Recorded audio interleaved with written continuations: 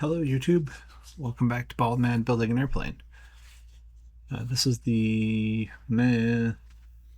second video of the fuselage wiring, but realistically it's avionics video 4? Yeah, that makes sense. I need to renumber these internally so I don't get confused. So this video is a continuation of the last one, which I guess they always are.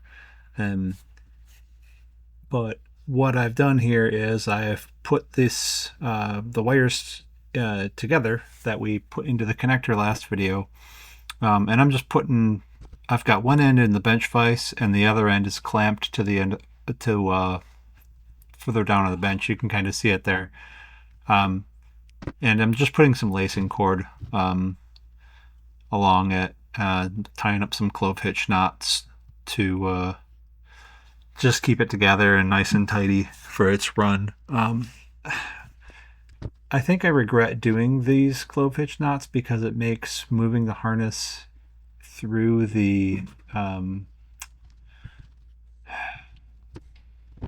holes a little bit more difficult as you're trying to fish it through there the first time. And I think I ended up like undoing some of them and tying them back on later because I had to add more wire to it. But it's fine. Realistically, this has only got to go a few feet before it ends up meeting up with the harness that comes in from the right side wing, and then those two together will kind of go up toward the panel. But I have to admit, you know, you lace it up just a little bit like this and it looks really nice, so that's a good thing, right?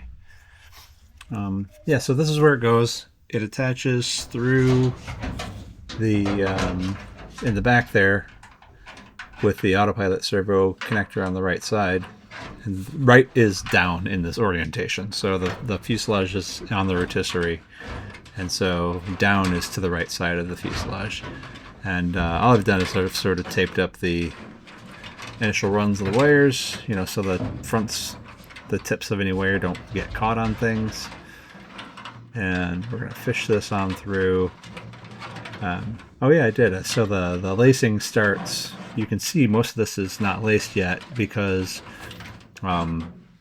this is later. This is the point at which it's going to meet up with another wiring harness anyway. And then here, how did I even get the camera in here? So down again is the right side, and we're just going to fish this on through all these little snap bushings up toward the front. Right where my hand is now, that's where the harness comes in from the wing, and you can kind of see the static line wiggling there too. I had to make a custom mount for the static line to not hit the little lightning hole edge there.